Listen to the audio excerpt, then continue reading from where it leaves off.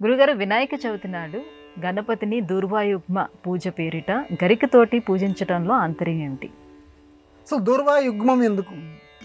దూర్వా అంటే గరిక, యుగ్మము అంటే రెండు గరికెలతోటి. ఎందుకంటే మిగతా ఆకులు దొరికినా దొరకకపోయినా గడ్డి దొరుకుతుంది కదా, గడ్డి పరక. అవి చాలా ఇష్టం ఈయనకి. ఎక్కడన్నా ఏ దేవుడి కన్నా ఉందండి అసలు? గడ్డి పరకలు తీసుకొస్తే ఇష్టపడేటువంటి దేవుడు ఎవరన్నా ఉన్నారా? కేవలం వినాయకుడు ఒక్కడే. ఏ పాటివి నువ్వు అని చెప్పి అనుకునేటువంటి గడ్డి, ఆ గడ్డిని స్వామి నాకు చాలా ఇష్టం అంటున్నాడు. మరి ఒక్క గడ్డి పరక నాకు ఇష్టం కాదంటాడు. మళ్ళీ అదేంటి విచిత్రం. వినాయకుడి పూజలో మనం వాడేటువంటి సంఖ్యలకు చాలా విచిత్రంగా ఉంటాయి. 3 గడ్డి పరకలు ఒకసారి పెట్టద్దు అంటాడు. దూర్వాయుగ్మం, ఆ దూర్వాయుగ్మ పూజ చేసేటప్పుడు ప్రతి మంత్రం చదివేటప్పుడు 2 గడ్డి పరకలు స్వామివారి మీద పెట్టాలి, ఒక్క గడ్డి పరకని పెట్టకూడదు. ఇదెందుకయ్యా? ఒక గడ్డి పరక పెడతానంటే స్వామి హర్షించట.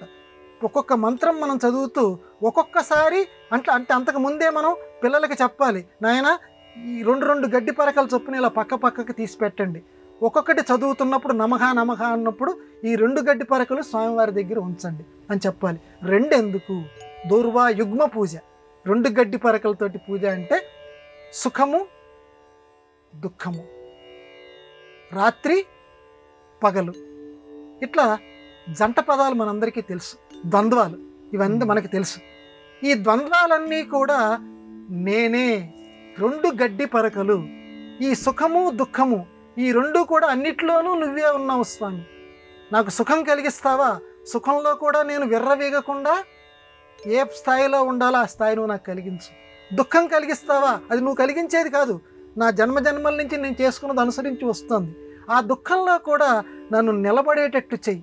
ఏదో తక్కువపాటి దుఃఖం ఇచ్చి నన్ను నిలబడేటట్టు చెయ్యి, కుంగిపోయేటట్టు చెయ్యకు.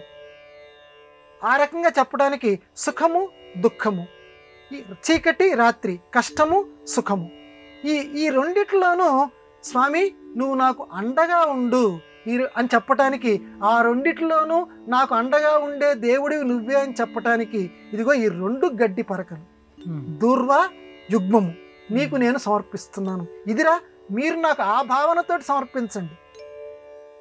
స్వామి నువ్వే ఉన్నావు ఈ ద్వంద్వాల్లో మమ్మల్ని కాపాడటానికి అని చెప్పడానికి మనస్సులో ఆ భావాన్ని ఉంచుకుంటూ ఈ దూర్వాయుగ్మం గనక ఇస్తే నేను చాలా సంతోషిస్తాను, మీ కోరికల్ని నేను నెరవేరుస్తాను. ఇంకా అంటే వీడు చాలా తేలికవాడు అని చెప్పి లోకంలో ఎవరిని తిరస్కరించకు. కవిగారు అన్నారు, గడ్డి పరక అని చెప్పి తేలిగ్గా తిరస్కరించకు. ఆ గడ్డి పరకే ఉన్నతమైనటువంటి వినాయకుడికి చాలా ఇష్టమైంది. కాబట్టి ఎవరినీ కూడా నువ్వు తేలిగ్గా తీసిపడేయద్దు ఈ లోకంలో అనేటువంటి గొప్ప సందేశం ఈ దూర్వాయుగ్మ పూజ మన సంస్కృతి మనకి తెలియజేస్తుంది. అందుకే మన సంస్కృతి అంత గొప్పది.